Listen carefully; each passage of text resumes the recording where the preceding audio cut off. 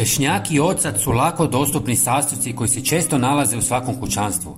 Osim što su korisni u kuhinji, ova kombinacija ima mnoge praktične primjene u domaćinstvu i vrtu. U ovom videu pokazat ću vam sjajne načine kako ih iskoristiti, a priprema traje samo minutu. U 300 ml tople vode dodajte 1 žlicu češnjaka u prahu. Možete koristiti i svježi, ali prah se lakše otapa i praktičnije. Promiješajte i ostavite nekoliko sati da se sve dobro rastopi. Procijedite tekućinu kroz gazu da uklonite sitne čestice. Ne zaboravite se pretplatiti na naš kanal za još korisnih videa. Potpuno je besplatno. Hvala vam. Dodajte 100 ml octa u procijeđenu tekućinu i dobro promiješajte. Napunite špricu i spremno je za korištenje. Evo gdje ovu mješavinu možete koristiti. Kombinacija češnjaka i octa odlična je za njegu stopala zbog svojih prirodnih antimikrobnih i antifugalnih svojstva.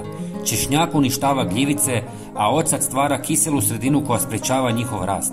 Također uklanja neugodne mirise, omekšava kožu i smanjuje upale, čineći vaša stopala zdravijima. Ocat je poznat prirodni dezinficijens, a u spoju s češnjakom pruža dodatnu zaštitu. Ovaj sprej je idealan za čišćenje kuhinja, kupaonica i podova. Također odbija insekte poput komaraca, mrava, žohara, pa čak i miševa. Njegov jak miris drži štetočine podalje, osobito ispred vrata i prozora. Ako vas muče susjedove mačke koje vrše nuždu u vašem dvorištu, pošpricajte ovu mješavinu i problem će nestati. Ocat je također koristan protiv algi i plijesni, dok češnjak pojačava njegov učinak. Ova mješavina idealna je za čišćenje terasa i staza.